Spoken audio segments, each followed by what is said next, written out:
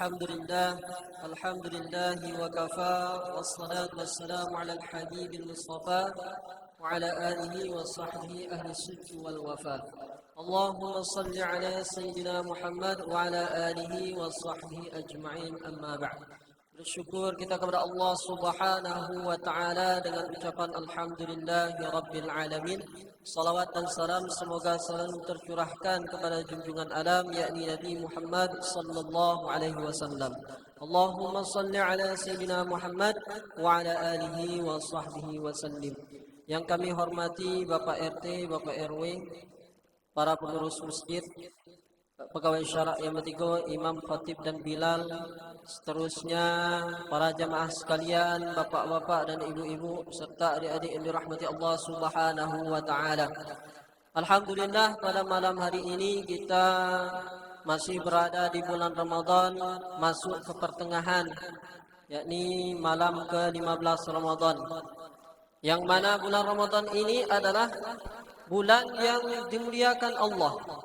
Bulan yang sangat istimewa, bulan untuk pelebur dosa. Pengarang kitab Taqriratus Sadidah mengatakan Ramadan itu adalah syadidur ramda. Artinya adalah bulan untuk membakar, sangat panas. Dulu sebelum Islam, Ramadan sudah dikenal karena Ramadan itu dulu panas. Kalau sekarang musim hujan. Nah, kalau dulu panas. Saking panasnya diletakkan kertas di luar itu sampai terbakar. Saking panasnya. Nah, jadi Ramadan itu bulan membakar. Apa yang dibakar? Dosa-dosa kita yang dibakar oleh Allah Subhanahu wa taala. Nah, mudah-mudahan kita bisa memanfaatkan bulan Ramadan ini untuk menghapus, membakar dosa-dosa yang telah kita lakukan. Kemudian bulan Ramadan merupakan bulan berpuasa. Kita diwajibkan buat puasa pada bulan ini. Kutiba alaikumusiyam kama kutiba alal ladzina min qablikum la'allakum tattaqun. Puasa berasal dari bahasa Arab shama yasumu shauman wa siyaman. Artinya adalah menahan. Di dalam kitab Fathul Mu'in, puasa itu adalah imsakun an muftirin bisyurutih. Artinya menahan dari segala sesuatu yang membatalkan dengan syarat-syaratnya. Menahan makan di siang hari, menahan minum, dan menahan diri dari hal-hal yang dapat membatalkan puasa. Ternyata tak sampai di situ. Ternyata kita harus menahan hawa nafsu juga. Menahan marah, menahan emosi. Kalau menahan lapar mungkin semua kita bisa. Menahan minum bisa, banyak yang bisa. Tapi kalau menahan marah, nah ini agak susah. Apalagi sedang emosi. Apa itu marah? Syekh Raghib Al-Asfahani mengatakan marah itu adalah thawran damil qalbi iradatal intiqam. Mendidih, menyala darah yang ada di dalam hati untuk membalaskan dendam, membalaskan perbuatan orang yang menyakiti kita. Sulit memang kita disakiti orang lain, tapi kita sabar, diam, sulit memang, tapi ganjarannya besar. Kata Rasulullah, man kaffa ghadabahu. Siapa orang yang bisa menahan marahnya, kafallahu anhu adzabah. Maka Allah akan tahan azabnya dari orang itu. Allah akan tahan siksanya dari orang itu. Maka bulan Ramadan merupakan bulan untuk mengontrol emosi juga. Masyarul muslimin, bapak-bapak dan ibu-ibu yang dirahmati Allah Subhanahu wa taala. Ramadan bulan suci. Kenapa? Karena diturunkan pada bulan itu kitab suci Al-Quran. Kenapa dikatakan kitab suci? Karena sampai hari ini tidak ada yang bisa menandingi keagungan Al-Quran, baik dari segi bahasanya maupun dari segi maknanya dan lain sebagainya. Apakah tidak ada orang yang membuat tandingan Al-Quran? Ada. Zaman Rasulullah pun sudah ada. Siapa dia? Namanya Musailamah Al-Kadzab. Al-Kadzab itu artinya pendusta. Di dalam kitab Ajaib wa Qaraib Abra'at Tarikh, di situ ada sebuah kisah. Diceritakan sahabat Amr bin As pernah mengirim utusan untuk memanggil Musailamah. Ketika Musailamah dipanggil, datanglah dia menemui Amr bin As. Ditanya sama Musailamah, "Wahai Amr, apa yang diturunkan kepada temanmu? Apa yang sudah diturunkan kepada Nabi Muhammad pada saat ini?" Lalu Amr menjawab, telah diturunkan kepadanya satu surah yang ringkas tapi dalam. Surah apa itu? Tanya Musailamah. Dijawab sama Amr, Bismillahirrahmanirrahim.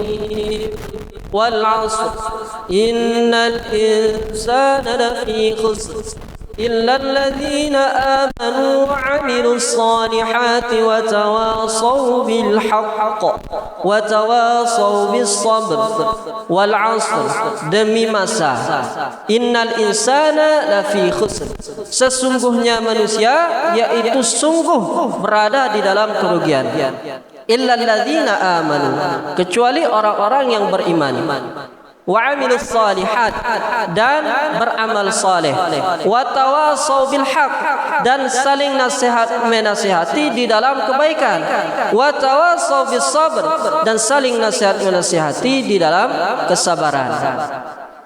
Mendengar itu Musailamah terdiam sejenak. Diam. Sudah diam, ternyata berpikir. Setelah diam, diangkat kepalanya. Lalu Musailamah bilang, "Wah, aku barusan dapat surah yang hampir mirip dengan itu," katanya. Apa itu jawab Amr?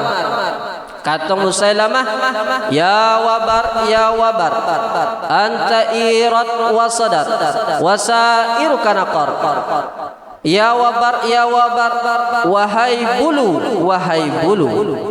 innama anta irat wasadar, sesungguhnya engkau itu adalah sebutan dan muncul. Wasairuka naqar, sedangkan keseluruhanmu adalah lubang. Ternyata dia dapat surah bulu. Surah bulu. Jadi apa arti surah bulu?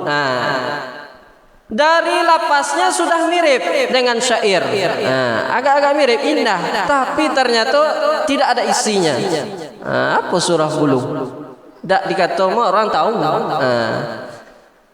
Jadi Musailamah ini dia itu sering niru-niru Nabi. Niru dalam arti mengolok-olok, ngejek-ngejek. Dia pernah dengar Nabi itu pernah meludah ke dalam sebuah sumur. Ketika Nabi meludah, air sumur itu melimpah-limpah keluar. Ketika dengar itu, Musailamah pergilah dekat sumur. Ketika dekat sumur, diludahnya sumur tuh. Apa yang terjadi? Bukannya air melimpah, malah yang terjadi air sumur itu kering. Jadi tidak ada berkah. Bahkan dalam satu riwayat, air itu menjadi asin, tidak bisa diminum lagi. Kemudian pernah dia ngusap kepala anak yatim, karena pernah dengar Nabi suka ngusap kepala anak yatim. Dia ikut, ingin memberkati kepala anak yatim. Diusapnya kepala anak yatim. Apa yang terjadi? Kepala anak yang diusapnya itu jadi botak. Sudah diusap Musailamah, kepalanya jadi botak. Bapak-bapak dan ibu-ibu yang dirahmati Allah Subhanahu wa taala. Jadi sudah sejak dulu Al-Qur'an itu ada yang ingin menandingi, tapi tidak bisa. Tidak ada yang bisa mengalahkan bahasa Al-Qur'an. Masyaallah muslimin yang dirahmati Allah Subhanahu wa taala, syahrul Ramadan alladzi unzila fihi al-Qur'an. Bulan Ramadan adalah bulan diturunkannya Al-Qur'an. Bulan yang penuh keberkahan. Sebab apa? Karena ada Al-Qur'an di situ. Al-Qur'an itu berkah. Kata Nabi, "Aktsiru min tilawatil Quran fi buyutikum. Banyak-banyaklah kamu tuh baca Quran di rumah kalian. Kenapa harus banyak-banyak baca Quran di dalam rumah? Fa innal baita, karena sesungguhnya rumah alladzi la yuqra'u fihi al-Quran, yang tidak dibacakan Al-Quran di dalam rumah itu, yaqillu khairuhu, sedikit kebaikannya, wa yakthuru syarruhu, dan banyak keburukannya, wa yadhiqu ala ahli, dan penghuninya itu terasa sempit di dalam itu. Jadi kalau ingin berkah, ingin tenang, ingin aman, baca Al-Quran. Apalagi di bulan suci Ramadan, yang mana pahalanya dilipat gandakan oleh Allah Subhanahu wa ta'ala. Mudah-mudahan dalam bulan Ramadan ini kita mendapatkan keberkahan dari Al-Quran. Nah, kalau Ustaz John ni hafal Quran, jadi tak nengok mushaf pun nyo bisa baca Quran. Kalau awak ni pakai mushaf aja Ustaz Man qara'a harfan min kitabillah, siapa yang baca Quran, man qara'a harfan, siapa yang membaca satu huruf daripada Al-Quran, min kitabillah falahu hasanah, maka bagi orang itu satu kebaikan. Wal hasanatu bi asyri amsalihha, sedangkan satu kebaikan itu dibalas dengan 10 kebaikan. Jadi satu huruf kita baca Quran dapat 10 kebaikan. Baca alif lam mim dapat 3 huruf dalam alif lam mim, maka kita akan mendapatkan 30 kebaikan. Mungkin itulah yang dapat disampaikan pada kesempatan kali ini. Mudah-mudahan ada manfaat untuk kita semua. Mudah-mudahan kita bisa menjalani bulan Ramadan ini dengan penuh kekhusyuan dan tidak menyia-nyiakan, karena bulan ini bulan yang istimewa, bulan pelebur dosa dan memanen pahala. Demikian yang dapat disampaikan, mohon ada manfaatnya, lebih dan kurang mohon maaf. Alafu minkum, wassalamualaikum warahmatullahi wabarakatuh.